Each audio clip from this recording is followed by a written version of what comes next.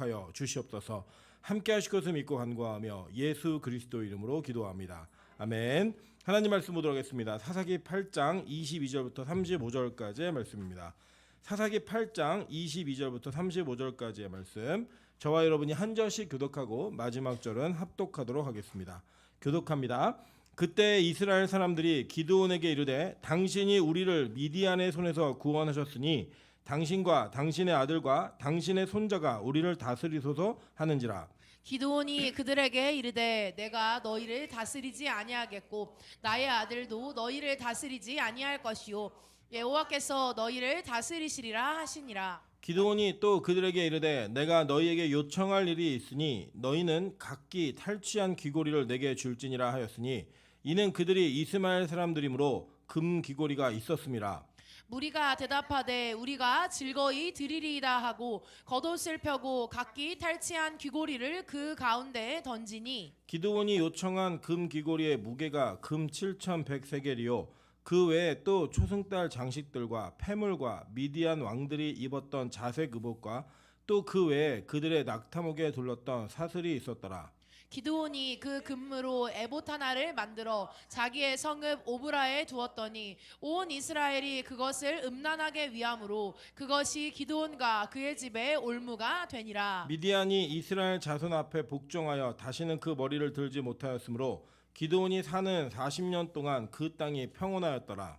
요아스의 아들 여룻바알이 돌아가서 자기 집에 거주하였는데 기드온이 아내가 많으므로 그의 몸에서 낳은 아들이 70명이었고 세겜에 있는 그의 첩도 아들을 낳았으므로 그 이름을 아비멜렉이라 하였더라. 요아스의 아들 기드온이 나이가 많아 죽음에 아비에셀 사람의 오브라에 있는 그의 아버지 요아스의 묘실에 장사되었더라.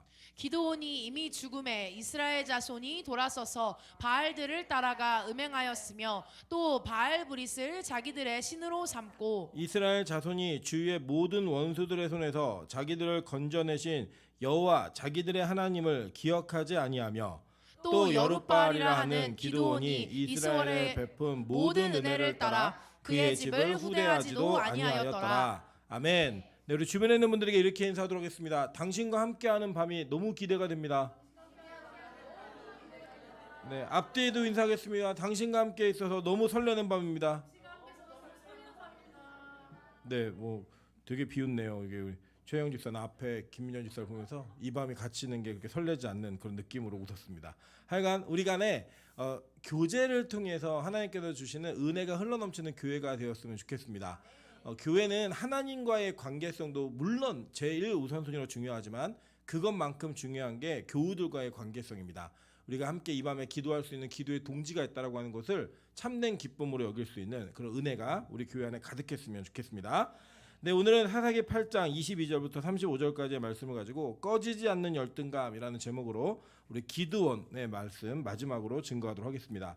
우리 성경은 하나님의 역사 가운데 사람들을 하나님의 역사의 도구로 사용하시는 것들을 정확하고 분명하게 이야기해주고 있습니다. 물론 문자적으로 이해하면 그냥 성경 속에 있는 인물들의 연속이 하나님의 역사를 담아내고 그 인물을 통해 어떠한 일들이 일어났다, 그리고 그 인물의 특징들이 이런 것이었다라고 이야기하고 우리가 그것을 살피는 것은 아주 전형적인 설교의 방법이기도 합니다. 그러나 성경은 그 보통의 위인전이나 보통 우리가 어떤 승리자들이 기록하는 승리자들의 역사처럼 그렇게 사용받은 인물을 본받거나 그 인물을 주의하라 하고 성경은 분명하게 이야기하는 것이 아님을 정확하게 말합니다. 왜냐하면 오늘도 보시지만 기드온이라고 하는 사람의 일생을 통하여 성경은 그에게 본받을 점만 이야기하는 것이 아니라 그의 실체가 어떠한 사람인지를 그냥 폭로시켜버리는 겁니다. 이유가 뭐냐?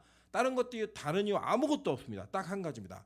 그가 메시아가 아니다라고 하는 정확한 메시지를 전달하는 겁니다.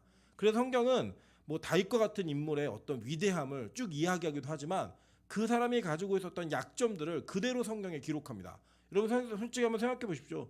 다윗은 그 역사의 승자 아닙니까? 그죠? 나라를 사울의 나라부터 빼앗았죠. 그죠? 그리고 쿠데타가 일어났던 나라를 다시 되찾는 일들을 경험하기도 했습니다. 그러니까 승자의 역사이기 때문에 다윗이 뭐 밧세바와 범죄한 일 이런 기록 안 해도 돼요. 그런 거는 그냥 그 야사로 남기거나 그냥 은밀하게 은폐시켜도 사실 할 말이 없는 겁니다. 그래서 뭐 이렇게 물론 이제 조선왕조실록도 보면 사관들이 그 왕들이 막 얘기하는 것도 다 기록해 갖고 나중에 왕들이 뭐 이 말은 지워져 이렇게 쫓아다니고 막 해도 그걸 지울 수 없게 만들었지만 그래도 역사라고 하는 것은 승자의 입장에서 평가되는 게 맞아요. 그래서 뭐 예를 들면 이긴 역사이고 그러니까 성공한 쿠데타는 혁명이라고 얘기하고 실패한 쿠데타는 반역인 거예요.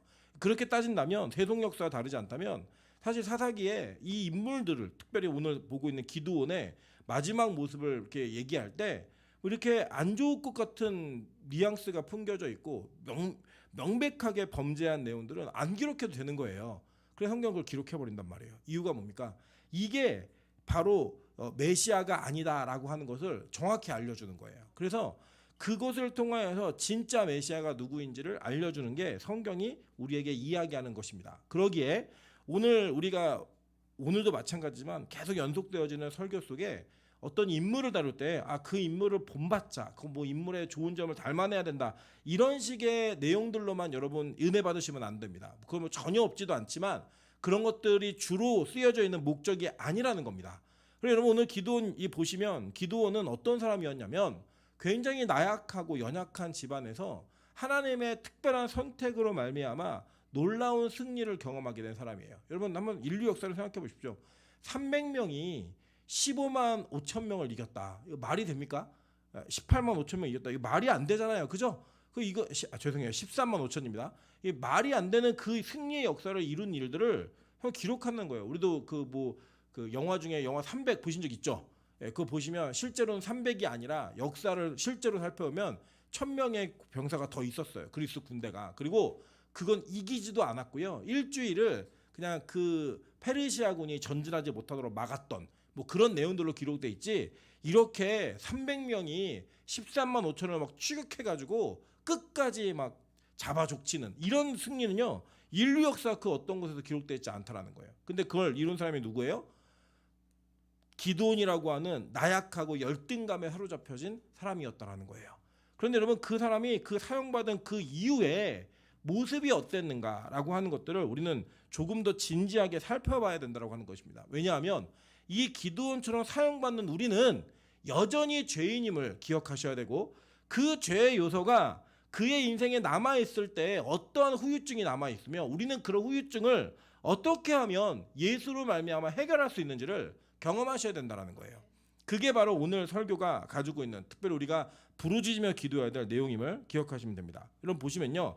그 21절에 세바 살문나가 이르되 내가 일어나 우리를 치라 사람이 어떠하면 그 햄도 그러하니라 하니 기드온이 일어나 세바와 살문나를 죽이고 그들의 낙타목에 있던 초승달 장식을 떼어서 가지니라 라고 이야기해요.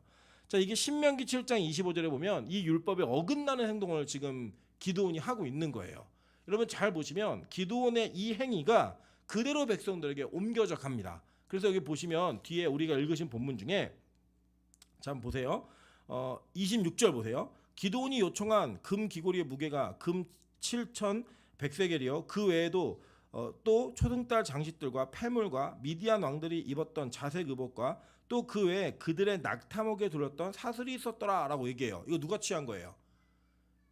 백성들이 이거 취한 거예요. 백성들이 이 전쟁을 하고 난 백성들이.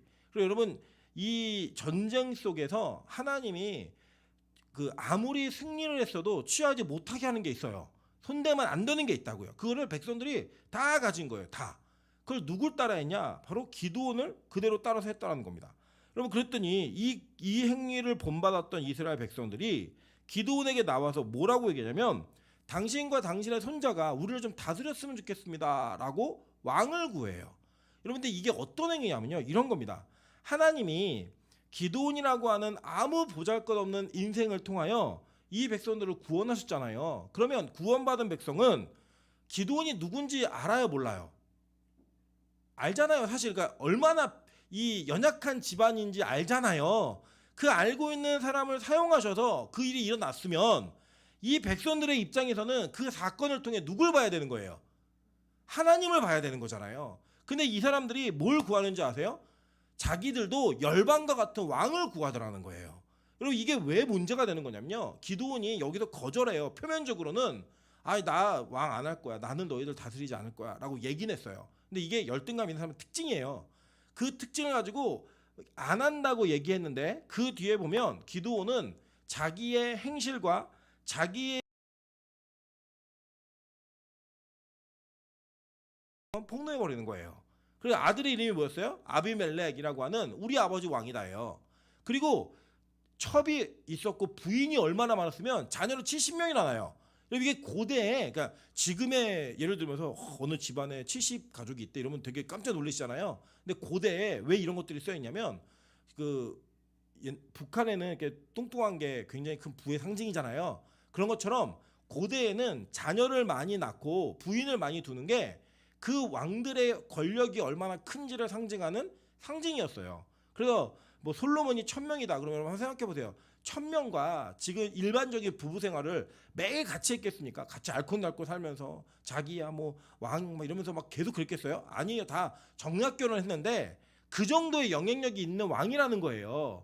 그러니까 그러한 이방 사람들이 따르고 있는 왕들이 가지고 있는 권력의 행위를 누가 그대로 따라해요? 기드온이 그대로 따라하는 거예요. 그대로 그걸. 그리고 그걸 보여주는 거예요. 그냥. 그러면서 자기는 왕처럼 사는 거예요. 왕처럼.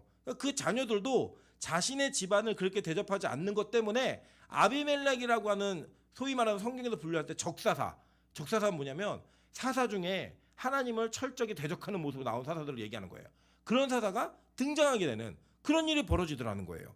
여러분 그래서요. 이 기드온의 말년의 승리 이후의 모습은 자신이 가지고 있었던 약점들이 그대로 그의 은혜로 말미암아 해결되지 않은 모습을 그대로 보여주고 있는 거예요. 여러분 오늘 본문에 보시면요.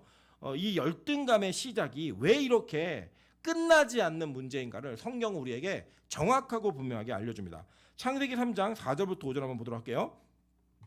뱀이 여자에게 이르되 너희가 결코 죽지 아니하리라. 너희가 그것을 먹는 날에는 너희 눈이 밝아져 하나님과 같이 되어 선악을 알 줄 하나님이 아심이니라 라고 얘기합니다. 여러분 뱀이 처음에 남자와 여자와 남자를 꼬셔가지고 그들로 하여금 하나님을 대적하고 타락하게 만듭니다. 그런데 그들을 설득하는 그 내용이 뭔지 아세요? 하나님처럼 될 수 있다예요. 여러분 그거는 굉장히 많은 것이 사합니다. 잘 한번 생각해 보세요. 우리는 열등감이라고 하는 감정을 무엇 때문에 갖게 되냐면 비교의식 때문에 갖게 되는 거예요. 예를 들어서 전 세계에 여자가 여러분 한 사람이라고 한번 생각해 보세요. 여성분들 전 세계에 여자가 나 하나다. 그럼 여러분 비교의식을 가질 이유가 있을까요 없을까요? 없죠. 여기 아무리 못생긴 여자라도 무인도에 혼자 많은 수많은 남성들과 함께 무인도에 가게 되면 이 여자가 자신을 누군가보다 예쁘게 돋보이려고 노력할 필요가 있겠어요 없겠어요? 전혀 없죠. 전혀 없어요. 여러분 이거를 이제 옛날에 실험을 했어요. 뭐 어떤 일이 있었냐면 하도 여성들이 이렇게 수영장 해변 수영가에서 이렇게 야한 옷들을 많이 입고 막 이러니까 남자들이 이렇게 쳐다보고 자꾸 범죄가 일어나니까 이렇게 하면은 안 되겠다 싶어가지고 남자들을 그 금지하는 여성 전용 해변을 만들었습니다. 외국에서. 그럴 때 어떤 일이 벌어진지 아세요? 여자도 안 가요 거기를. 네. 여자도 안 가는 일이 벌어진 거예요. 그 뭐냐면 여성들이 자신을 예쁘게 보이고자 하는 일은 자기의 만족이라고 이야기하지만 실제 내용을 더 들어가 보면 누군가보다 더 돋보이기 위한 그러한 마음의 비교의식이 있는 거예요. 누구보다 더 날씬하다, 누구보다 더 예쁘다, 누구보다 무언가를 더 가졌다 이런 걸 갖기 위함입니다. 마찬가지예요. 우리 남성들도 마찬가지입니다. 우리 남자들은 여성들과는 다르게 자기 자신을 꾸미는 물론 지금 세대는 그런 것도 있지만 제가 보면 보편적으로는 남성들은 무언가 소유하고 있는 것들을 통해 비교의식을 갖게 돼요. 그래서 남자들은 어떤 집에 살고 있는지 어떤 차를 타고 있는지 내가 가지고 있는 물건들이 얼마나 다른 사람들보다 더 값어치 있는가. 그래서 차 욕심은 다 있는 것 같아요. 대부분의 남자들이 누구보다 더 좋은 차를 타는 이런 마음에 대해서는 그런 것들을 보면요 다 뭐예요? 비교의식이라는 거예요. 비교의식. 이 하와가 누구하고 자기를 비교해서 자기가 더 이게 열등한 존재라고 생각했냐면 하나님과 비교한 거예요. 그러니까 여러분 한번 잘 생각해 보세요. 만약에 이 하와가 하나님과 자기를 비교해서 자기가 당연히 하나님보다 아래에 있는 하위에 있는 존재라고 하는 것을 인정했다면 뱀이 말하고 있는 너 하나님처럼 될 수 있어라는 말에 이 하와가 유혹을 느꼈을까요 안 느꼈을까요? 느끼지 않았겠죠. 정말 느끼지 않았을 겁니다. 예를 들어 여러분 한번 생각해 보세요. 제가 여러분한테 이렇게 얘기하는 거예요. 여러분 제가 여러분의 모든 자산을 5천만 원으로 맞춰드리겠습니다 라고 얘기를 하는 거예요. 그리고 유혹 받으실 분은 누구일까요? 빚 있고 5천만 원 이하의 자산이 있는 분들은 이게 유혹이 돼야 안 돼요. 솔깃하죠, 그죠? 내 빚이 뭐 40억인데 임철 목사가 모든 걸 다 해결해주고 플러스 5천만 원의 자산을 맞춰주겠다. 그러니까 주일에 예배 나와라. 그러면 오실 거예요, 안 오실 거예요? 그런 분도 비리는 분도 나오죠. 근데 자기 자산이 막 20억, 30억 있는 분들은 제가 그렇게 말하면 어떤 일이 벌어져요? 내 자산이 다 사라지게 돼요. 그죠? 그러니까 이런 분들은 교회 나와요, 안 나와요? 안 나오죠. 그런 조건이면. 여러분, 이 뱀이 여자를 꼬실 때 그 여자가 가지고 있는 열등감을 어떤 식으로 자극을 했냐면, 너 하나님보다 못한 존재잖아. 근데 이거 먹으면 하나님처럼 될 수 있어. 이거를 얘기한 거예요. 그러니까 여러분 잘 보세요. 아까도 제가 어떤 형제하고 얘기했는데, 열등감과 이 그 자만은요, 교만, 이런 감정은 뿌리가 같아요. 이 뿌리가 동일한 뿌리입니다. 그러니까 이 하와는 이 열등감을 어떻게 바꿔내고 싶었냐면 교만이라는 걸로 바꿔내고 싶었던 거예요. 왜냐하면 그 전에 하나님과 하와의 관계는 어떤 관계였냐면, 하나님이 시키면 시키는 대로 하는 관계였어요. 너 이거 먹지 마. 이건 먹어도 돼. 이거 하지 마. 이건 해. 라고 말하는 게 자기 인생의 전부였다고요. 그랬던 자기에게 뱀이 와서 얘기하는 거죠. 야, 너 왜 하나님이 시키는 대로 살아? 하나님이 너 하지 말라고 한 거 왜 못하게 한 줄 알아? 그거 먹으면 너 하나님처럼 될 수 있기 때문이야. 이거를 자극한 거예요. 그러니까 그의 열등감을 그는 뭘로 바꾸고 싶었냐면 하나님처럼 되는 교만으로 바꿔낸 거예요. 그래서 그 시도를 한 게 뭐냐? 바로 선악과에 손을 대서 그 열매를 따먹어버린 겁니다. 여러분, 우리 인생에요, 무언가 자기 자신이 모자르다고 생각하는 것에 그 은혜로 말미암아 그것이 해결되어질 수 있는 방편이 생기잖아요. 그러면 여러분, 그게 진짜로 치유함을 받지 못한 채로 그 은혜가 여러분의 삶을 바꿔내잖아요. 그 여러분 되게 교만한 사람 됩니다. 이 되게 무서운 일이죠. 예. 여러분, 이게 왜 가능하냐면 이런 거예요. 성경에 보면요, 사사기 6장 34절에 이렇게 표현이 나오는 게 나옵니다. 한번 보실까요? 사사기 6장 34절 6번입니다. 예. 읽어볼게요. 자, 시작. 기드온이 나팔을 불매 아비에셀이 그의 뒤를 따라 부름을 받으니라. 자, 성경에 뭐라고 말하냐면 여호와의 영이 기드온에게 임하시니라고 이야기해요. 그죠? 근데 임하다라는 이 히브리어가 라바쉬라는 단어인데 이게 옷을 입다라는 단어예요. 옷을 입다, 꾸미다, 이런 단어예요. 그러니까 지금 여호와의 영, 뭐예요? 성령님이죠? 성령님이 기드온에게 임하시니까 그가 성령으로 옷을 입으니까 어떤 일이 벌어졌냐면 그 쪼다갔던, 그 찐필 같던 이 기드온이 하나님의 사람으로 사용받는 일이 벌어지는 거예요. 자기의 열등감이, 모든 그 부끄러움이 가려지는 은혜가 나타났다라는 거예요. 그런데 어떤 문제가 생기냐면 오늘 본문에 보시면 이 기드온이 나는 왕 안 될 거야 라고 얘기를 했는데 그가 금으로 에봇을 만들어요. 근데 그 에봇을 만드는 금의 그 출처가 어딘지 아세요? 백성들에게 요구하는 거예요. 야, 너희들 금 귀걸이 이런 거 다 내놔. 근데 그건 뭐냐면 다 이 미디안과의 전쟁에서 승리하여서 그들에게서 탈취한 거예요. 여러분, 이 고대에 지금은 뭐 군인들이 대우가 좋지 않다고 이제 뭐 사관학교를 안 가는 이런 일이 막 벌어지지만 고대의 군인들은 무조건 부자입니다. 왜 부자냐면 이 고대의 전쟁은 성을 터는 전쟁이에요. 무조건 성 터는 전쟁이에요. 그래서 성을 털므로 말미암아 무조건 노략을 할 수 있게 해줬습니다. 어떤 성이든 성을 점령하면 그 점령한 군대의 장수는 명예를 남기지만 그 군인들을 뭘 남기냐면, 여러분 보통 성을 공략할 때 최소 6개월 이상 막 3년씩 이 공략을 해요. 그래서 공략을 하고 남는데 왕이 모든 걸 다 갖는다? 누가 그 전쟁을 해요? 전쟁 안 합니다. 왕은요, 그 성을 점령했다면 명성을 가져요. 그럼 그 군인들은 뭘 갖냐면 3일 동안 무조건 그 성을 약탈하게 해줍니다. 여자건 돈이건 옷이건 가지면 다 임자예요. 그래서 여러분, 그 잘 아시는 것처럼 마라톤 전쟁, 뭐 이런 전쟁들 있잖아요. 그 영화 300 나오는 이런 전쟁, 그 전쟁 이후에 전 세계의 경제권이 그리스 쪽으로 다 옮겨가요. 왠지 아세요? 페르시아 군인 100만이 죽었어요. 그 100만이 죽었는데 이 100만의 시체 속에 있는 모든 귀한 그 금, 뭐 보석 이런 거 있잖아요. 그걸 다 그냥 건진 거예요. 바다에서 시체 건지면 그 시체 안에서 몇 억씩 나오는 거예요. 그냥 그거를 그리스 사람들이 다 소유하게 된 거예요. 그래서 그게 그들의 부가 됐어요. 부가. 그랬더니요, 이 기드온이 뭘 만들었는지 아세요, 여러분? 이 성령의 옷을 벗어버리고 에봇을 만들어요. 금으로 만든 에봇. 여러분 에봇은 어떤 옷이냐면 우리 사진 한 장 띄워주시겠어요? 에봇이 어떤 옷이냐면 에봇은 하나님께서 제사장에게 허락하신 옷이에요. 제사장에게. 근데 이 에봇이 가지고 있는 특징이 뭐냐면 성막을 지을 때 순서와 에봇을 지을 때 그 옷의 순서가 완전히 거꾸로 돼 있어요. 그러니까 이 성막을 지을 때 1번부터 5번까지 순서가 쭉 있으면 이 제사장의 옷은 5번부터 1번까지 거꾸로 지어가는 순서로 색깔과 모든 것들이 똑같아요. 그러니까 대제사장은 무슨 옷을 입냐면 성막을 입는 거예요. 예, 그래서 그 에봇 그림 사진 없어요? 제가 보내드렸는데 안 보일까요? 5초만 기다리래요. 그러니까 이 에봇을 입으면 그 에봇이 가지고 있는 기능이 있는데 하나님은 이 에봇을 어떠한 재료와 어떠한 모습으로 만들어야 될지를 정확하게 명령하셨다고요. 하나님이. 그런데 보세요. 이 그림을 보시면 머리에 쓰는 관이 있었죠. 그죠? 그리고 여기 보시면 흉패가 가슴에 붙어 있잖아요.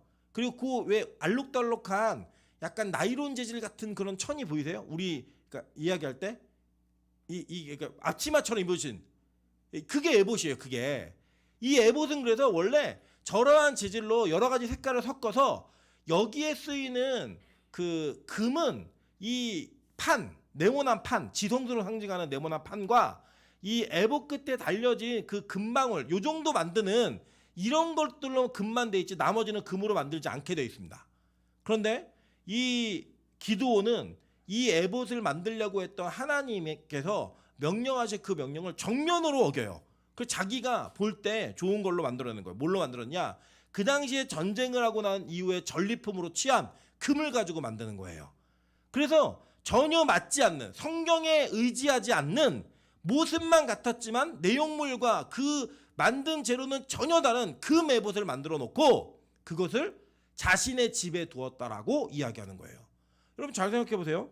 이 에봇은 누구만 입는 옷이에요? 제사장이 아니라 대제사장만 입는 옷이에요.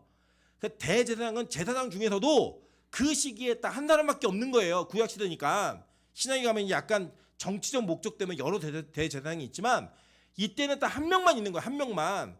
그런데 이 사람만 입어야 되는 그 대제사장의 옷을 누가 입어요?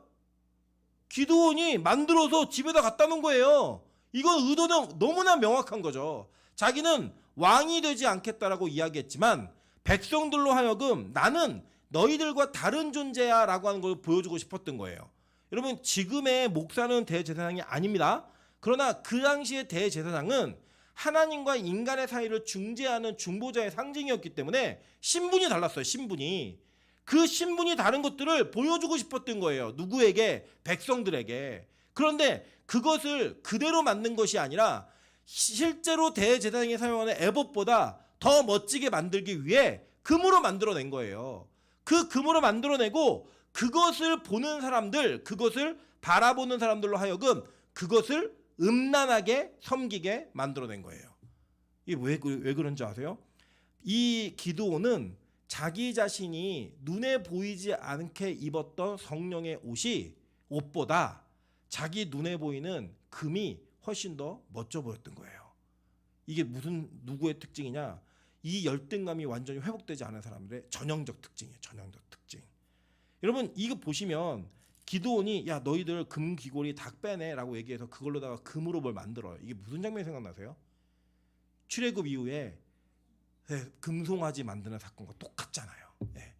이 사람들이 그 역사를 안다니까요. 얼마 멀지 않아요. 이 출애굽과 사사기는 크게 멀지 않은 시기예요. 그 시기에 있었던 일들을 그대로 기억하고 그 범죄 행위를 그대로 따라가는 거예요. 왜요? 여러분 그 출애굽기 사건도 보시면 모티브가 뭐였어요?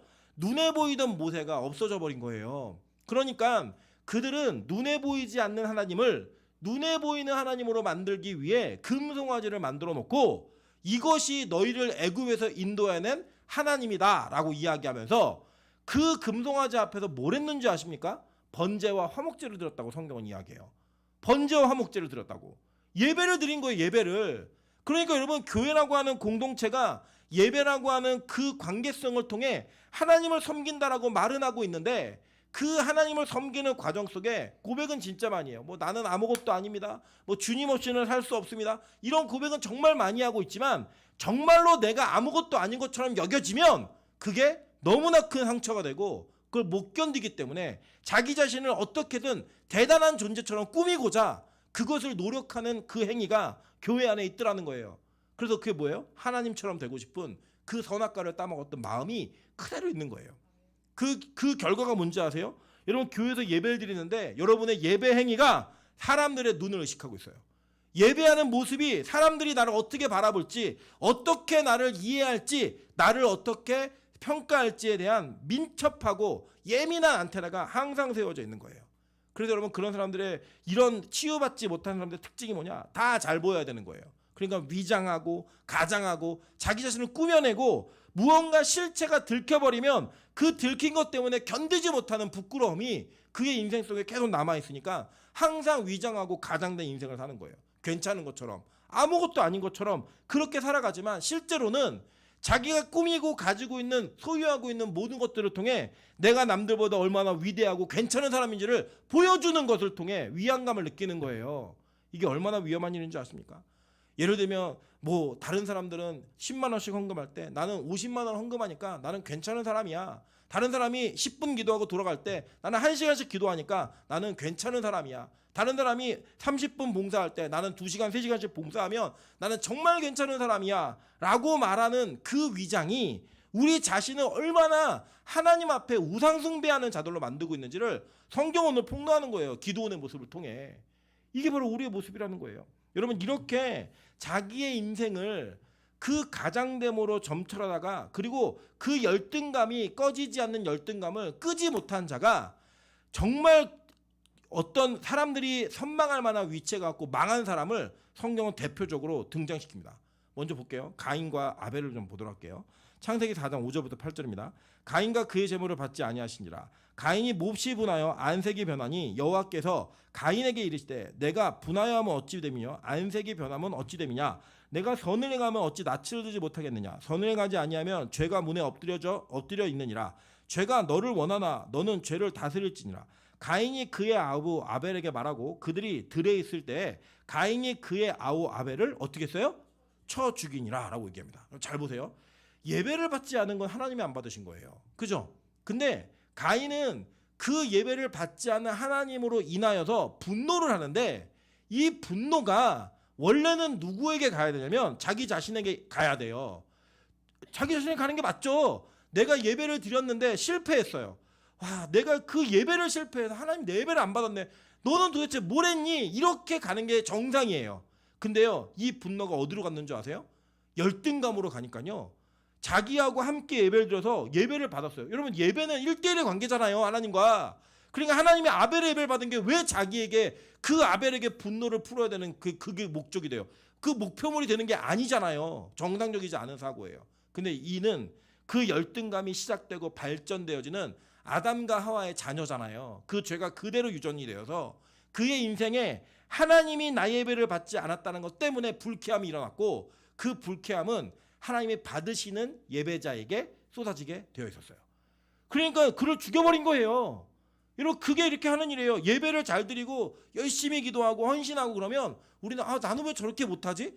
그거로 나 자신을 평가하고 나 자신에 대한 반성으로 가야 되는데 그렇게 하는 사람 하지 말라는 거예요. 왜 너는 그렇게 유난히 열심히 하고 유난히 열심히 기도하고 유난히 열심히 봉사해서 우리를 부끄럽게 만들어? 이렇게 얘기하는 거죠. 여러분 이게 이 교회 안에도 그렇고 사회 속에도 다 있는 거예요. 열심히 하면 나는 왜 그렇게 하지 못할까가 아니고 그 분노를 막 풀어내는 거예요. 누구에게? 열등감을 느끼는 존재에게. 풀어내버리는 거예요. 그리고 그게 바로 이 땅에 사는 사람들의 모습이라는 겁니다. 실제로 이게 진짜 그렇다니까요, 여러분. 되게 재밌는 게 뭐냐면 그 사무엘상에도 이제 사울을 소개하고 있는데 사울이 처음에 어떤 사람이냐면 한번 보세요. 사무엘상 9장 21절입니다. 사울이 대답하여 이르되 나는 이스라엘 지파의 가장 작은 지파 베냐민 사람이 아니니까 또 나의 가족은 베냐민 지파 모든 가족 중에 가장 미약하지 아니하니까 얘기해줘. 이게 누구 대사랑 똑같아요. 기도원 대사랑 똑같잖아요. 그죠? 사울이요 겸손한 사람이 아니었다니까요. 이 사람도 역시 열등감 가운데 사로잡혀 있었던 사람이에요. 우리 집안 작은 집안입니다. 왜냐하면 이 베냐민 지파가 몰살당할 위기에서 다시 이렇게 막 보쌈해오고 막 이래갖고 다시 재건된 지파예요. 그러니까 그 지파가 가지고 있는 그 한계를 자신의 한계로 규정하고 나는 이렇게 나약하고 연약한 사람입니다라고 얘기한 거예요. 그랬더니요, 그 어떤 일이 벌어지냐면 나중에 보시면 하나님이 이 사울을 제비뽑기를 통해서 왕으로 세울 때요, 사울이 이 왕이 되는 게 너무 부담스러워가지고 진보다리 사이에 숨어 있어요. 나 왕입니다 이게 아니고 나 못해요 이러고 숨어 있어요. 그냥 그 숨어 있던 사람을 왕으로 세우니까 이스라엘 백성들이 생각할 때 이 왕은 좀 위엄도 있고 기백도 있고 어디 나가면 좀 가오도 세울 수 있고 이런 왕이었으면 좋겠는데 숨어 있다 나오니까 마음에 안 드는 거예요, 이 왕이. 그래가지고 몇몇 불량배들은 야, 저 사람이 어떻게 이스라엘 구원해? 난 못 따라가겠어. 이렇게 고백을 하면서 그를 따르지 않게 됩니다. 그러니까 사울의 인생에 이 열등감이 많은 사람들의 특징이 뭐냐면 자기를 거절하는 사람들에 대한 공포와 두려움이 항상 있어요. 자기를 거절하는 사람에 대한, 나를 받아주지 않는 사람에 대한 공포심이 항상 있는 거예요. 그래서 내가 잘 못한다고 생각하는 거 아예 안 하려고 그래요. 그러다 보니까 이 사울이 평생에 신경 쓴 게 뭔지 아세요? 사람의 시선이에요. 사람이 나를 어떻게 평가하나, 하나님이 나를 어떻게 평가하시는가 관심 없어요. 사람이 나를 어떻게 평가하는지가 너무 궁금한 거예요. 그래서 여러분, 사울이 분노하게 되고 정신병에 들려서 완전히 박살나게 되는 그 멘탈의 박살남의 시작이 어딘지 아세요?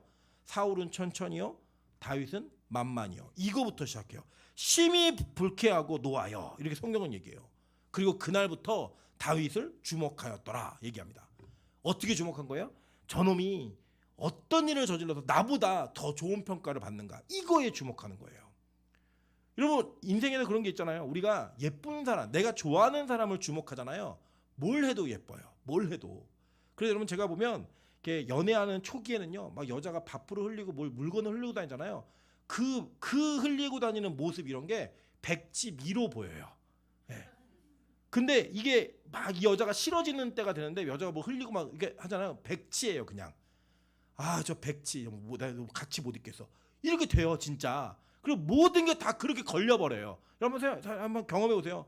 임철 목사의 내가 꼬투리를 잡아야지, 이런 그 불꽃 같은 눈동자로 막 쳐다보시면 안 걸릴 게 있을까요, 없을까요? 없어요. 다 걸려요. 근데 여러분, 내 임철 목사님을 좀 좋게 봐야지, 이렇게 생각하시면 임철 목사가 다 이뻐 보일 거 아닐까요? 민종선생 별로 이뻐 보이고 싶지 않은데 뭐 그런데 어쨌든 그렇게 우리 시선이 바뀌는 거예요, 여러분. 근데 열등감 있는 사람은 항상 상대가 나보다 나으면 안 되는 거예요. 그러니까 이 사람이 어떻게 하면 나보다 못한 사람일까를 항상 고민해요. 그러니까 부정적이고 비판적이고 그 사람에 대한 평가가 항상 박하고 모든 사건에 대한 평가도 항상 박해요. 그리고 그럴 수 있잖아요. 남이 만든 음식은 항상 꼬투리를 잡아요. 뭐 짜다, 맵다, 뭐 색깔이 이상하다, 맛없다, 이런 얘기 막 하고, 내가 만든 걸 누가 그렇게 얘기하면 분노해서 못 참아내고. 실제로 그런 거 되게 많아요. 저도 마찬가지고요. 제가 가지고 있는 그 약점을 저희 아내하고의 결혼 생활을 되게 많이 본다니까요. 막 가끔씩 우리 그러잖아요. 뭐 부부싸움 할 때 화가 나면 네가 뭘 잘못했는지를 막 얘기를 해요. 여러분 안 하세요? 하잖아요. 막 이렇게 하시면 그걸 하면은 상대가 가만히 있든가요? 절대 그렇지 않아요. 상대는 어떻게 해요? 아니, 그 부부도 안 해본 사람들이 어떻게 뭐 그렇게 공감하는지. 박미영 집사가 막 공감하네요. 부부 어디 숨겨놓은 남자가 있나? 막 절대 가만히 있지 않아요. 저도 내가 이 말하면 꼼짝 못하겠지 하면서 막 말을 하잖아요. 그럼요, 제가 꼼짝 못할 말이 막 돌아와요. 저희 아내도 가끔은 자기가 되게 잘한 것 같아갖고 자기 말을 막 하는 것 같아요. 그럼 제가 막 네가 뭘 잘못했는지 막 얘기해줘요. 결국에는 막 상처뿐인. 뭐예요? 평소에 그거 다 담고 있는 거예요. 왜냐? 내가 너보다는 나은 사람이야 라고 하는 것을 언젠간 증명해야 되는 거예요. 뭐 때문에? 내가 가지고 있는 열등감 때문에. 그래, 여러분, 사실 교회가 너무 화려하고 막 그렇게 꾸밀 필요 없거든요. 근데 막 교회가 막 온갖 치장을 하면서 막 몇백억 몇천억을 들여서 교회를 지었다? 뭐 하나님이 빛과 소금 교회는 그렇게 안 만드실 가능성이 굉장히 크지만, 혹시 그런 힘이 있더라도 저는 우리 교회를 그렇게 사치스럽게 꾸미고 싶지는 않습니다. 예쁘고 깔끔하게 하고 싶어요. 그러나 그렇게 막 세상 사람들이 보기에 너무나 화려하고 막 그렇게 보이고 싶은 그런 마음으로 뭘 하고 싶진 않아요. 이유는 뭐냐면 성경이 그걸 얘기하지 않기 때문이에요. 저는 왜 이 기드온이 금 에봇을 만들었는지 알겠다니까요. 마음을 이해가 돼요. 자기가 너무 자기 자신에 대한 자신감이 없고 하나님이 입혀주셨던 성령의 옷을 보고 자기 자신을 보니까 너무나 초라한 거예요. 그러니까 자기 옆에는 금으로 만든 에봇이 있어야 자기가 열등한 사람이 되지 않을 것 같은 생각 때문에 그걸 하는 거예요. 마찬가지 심리 아니에요? 여러분 왜 여자들이 사치스러운 명품백, 명품 가방이나 명품 옷이나 명품 신발이나 이런 걸 왜 좋아하죠? 자기 자신에 대한 자신감이 없는 거예요. 자신감이. 그냥 2,000원짜리 3,000원짜리를 신고 다니고 입고 다녀도 정말 내가 내 자신에 대한 자신감이 있는 사람은요, 그것 자체를 부끄러워하지도 않을 뿐더러 그것으로 인하여 평가받고 말하는 게 절대로 그에게 상처가 되지 않아요. 근데 얼마나 자기 자신에 대한 자신감이 없으면 몇백만 원짜리 가방을 들고 다니면서 어디 놓지도 못해요. 바닥에다가. 그 가방의 기능이에요. 여러분 가방의 기능이 뭐예요? 물건을 담아서 안에 있는 물건을 보호하는 게 가방의 기능이에요. 아닙니까? 제가 잘못 알고 있는 거예요? 가방은 안에 있는 물건이 중요한 거지 밖에가 중요한 게 아니잖아요. 그죠? 근데 여러분 명품백 들고 가다가 땅에 떨어뜨려 쓸리면은 가슴이 아파요, 아파요. 예? 안에 있는 게 안 다쳤네. 이게 아니에요, 여러분. 마음이. 예. 남자들 자동차 기스는 것과 똑같은 기분이에요. 예. 남자 자동차 막 긁어가지고 옆에 쭉 긁은 기분하고 똑같은 기분이에요. 여러분, 그래서 어떻게 보면 제가 보니까 사람이 가방을 들고 다니는 게 아니라 가방이 사람을 들고 다녀요. 가방이 사람을 보호하는 게 아니라 사람이 가방을 보호하며 다녀요. 그리고 그게 정상입니까? 아니잖아요. 근데 왜 그렇죠? 남들이 400만 원, 500만 원, 1000만 원짜리 가방 들고 다니면 나도 그거 들고 다녀야 되는 거예요. 그래야 저 사람과의 경쟁에서 열등하지 않다고 느끼는 거죠. 여러분 그리스도인들이 그렇게 살아도 되겠습니까? 기독교인들이 그렇게 그 마음으로 살아도 되겠냐고요. 여러분 성경에서 이 기드온이 이렇게 성령의 옷을 벗어버리고 금 에봇을 입은 순간 그는 망했다고 얘기하는 거예요. 지금 그가 어떻게 망했는지를 폭로해주고 있는 거예요. 여러분 성경은요 누누이 우리에게 우리가 무슨 옷을 입어야 될지를 설명하고 말하고 있습니다. 로마서 13장 14절에 이렇게 얘기합니다. 오직 주 예수 그리스도로 옷 입고 정욕을 위하여 육신의 일을 도모하지 말라라고 얘기합니다. 그리스도로 옷 입은 자라고요 우리가. 그러니까 더 이상 우리가 어떤 걸 걸친다고 해서 뭐 어떤 걸 들고 다닌다고 해서 귀한 존재가 아니라고요. 어떤 걸 타고 다니기 때문에 귀한 존재가 아니라고요.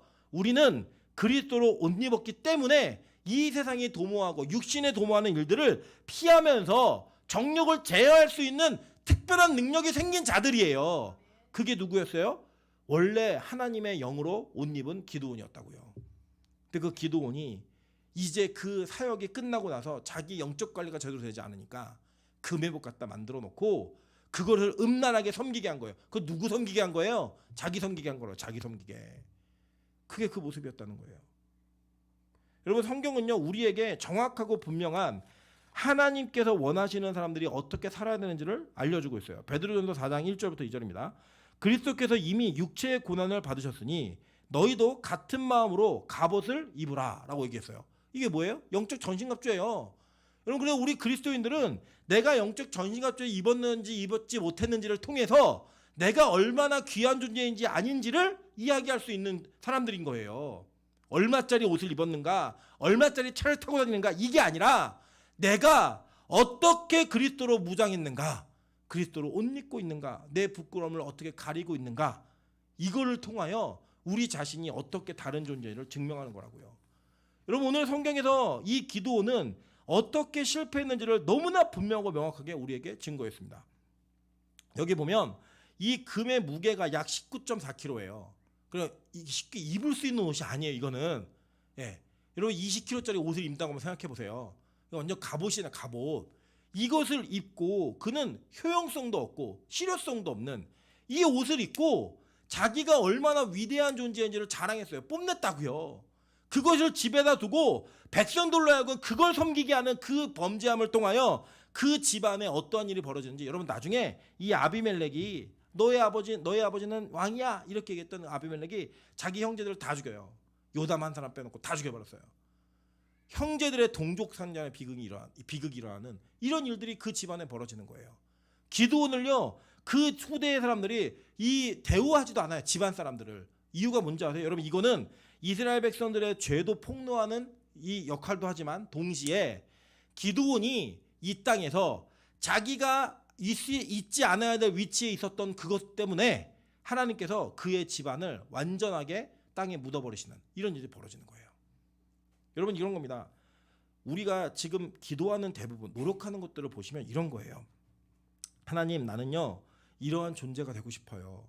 이러한 사람이 되고 싶어요. 이렇게 사용받고 싶고요. 이렇게 중요한 사람이 되었으면 좋겠어요. 라고 기도를 다 하세요. 종합하면 그거예요.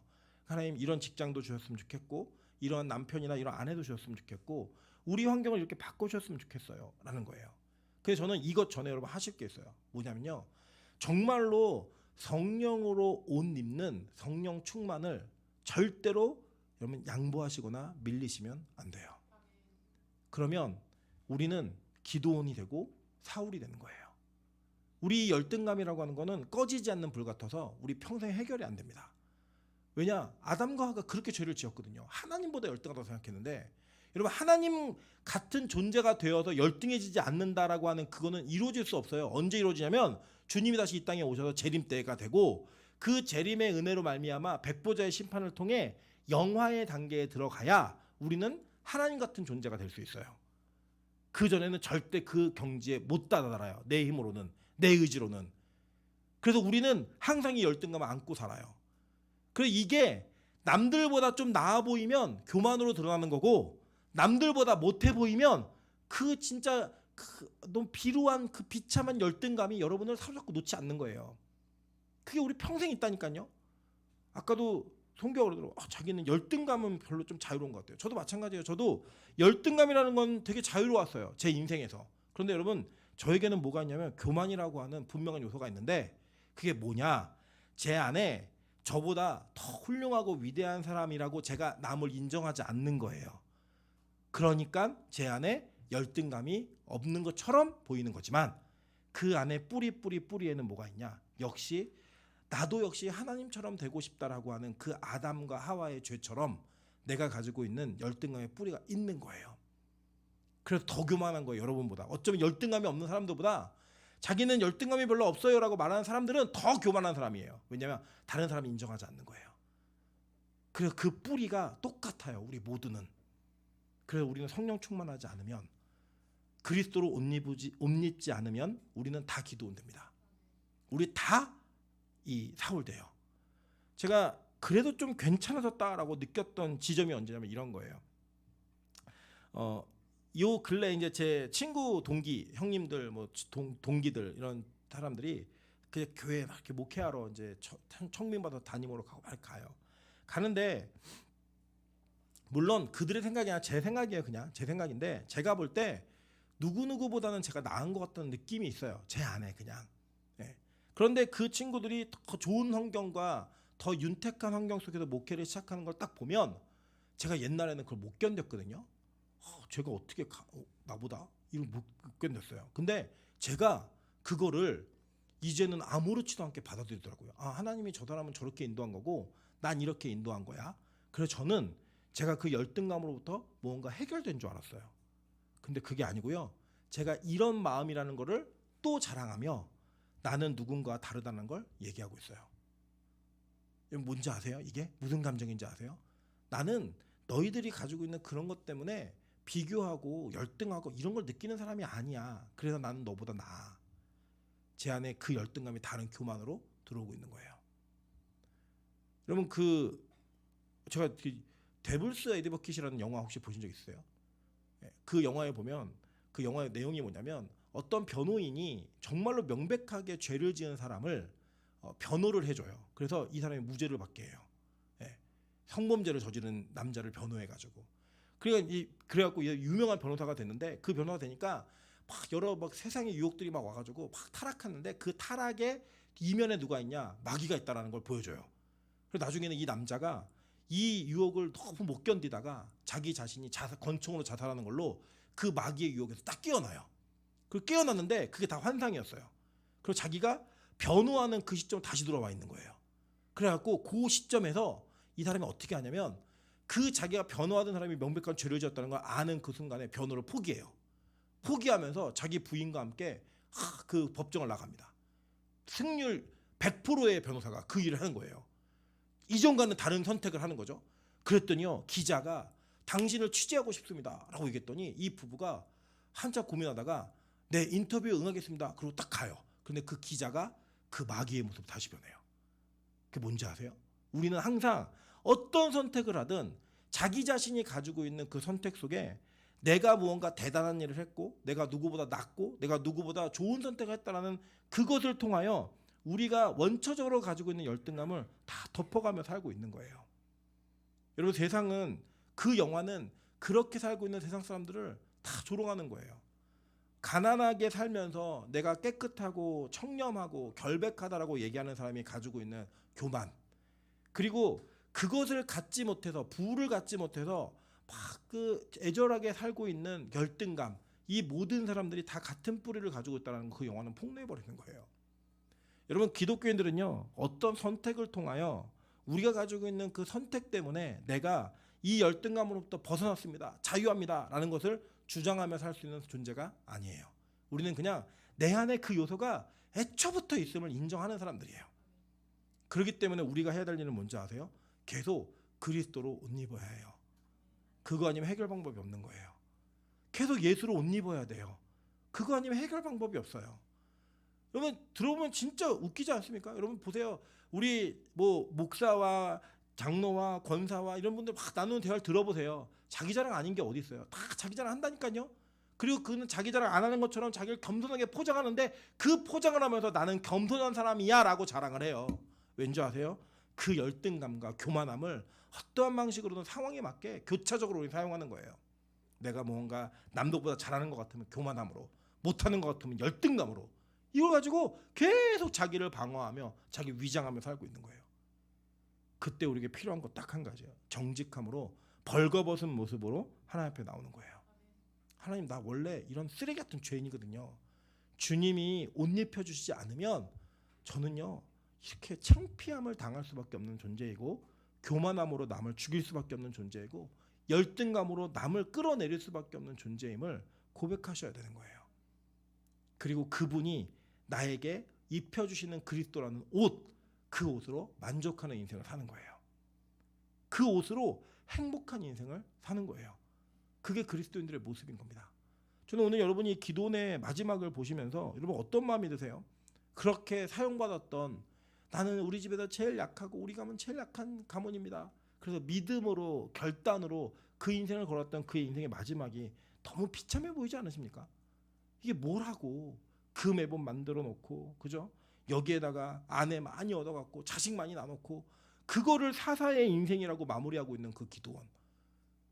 그러면 이게 기도원의 이야기 같으세요?